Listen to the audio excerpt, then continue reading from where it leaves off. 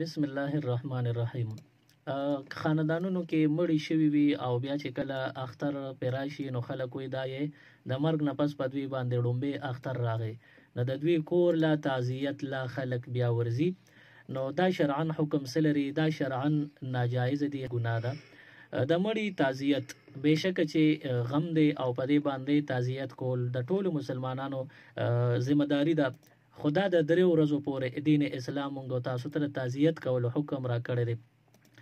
د مړي به 4 شپږ میاشتې شوي یا میاشت 2 به شوي وي او د هغې په کور چې بیا کله د اختر ړومبی ورځ راشي نو د ټول خاندان خلک، د کلي چم ګاونډ خلک او د لرې برې خلک پیژنګلو متعلقین هغوی د اختر په ړومبی ورځ باندې راشي او د دې مړي کور ته هغه غم هغوی ډېر په مشکله باندې د ځان نه هیر کړي وي او دوی ورته هغه غم دوباره راتازه کي.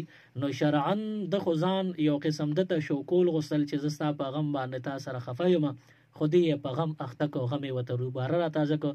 نو دې بنده شرعن یو لویه ګناه وکړه چې د اختر پر ورځ یې خلک وچړول.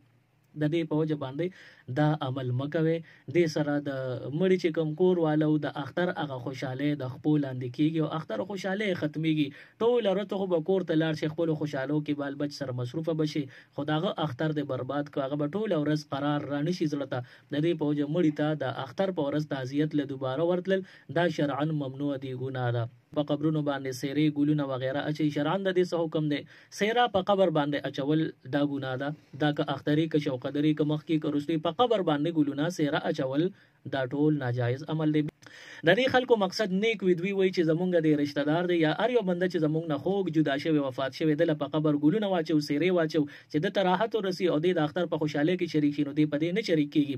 تاسو کور کې 2 رکعاته نفلو کې یو ځل سورت یاسین، تبارک الذی، سورت ملک وغیره ووایه او د خپل مړي ته وبخې، نو ته به ثواب ورسي. قبر ته د نن راحت رسول پکار دی، قبر باندې سیرې اچول باندې مړي ته هیڅ راحت نه ملاويږي.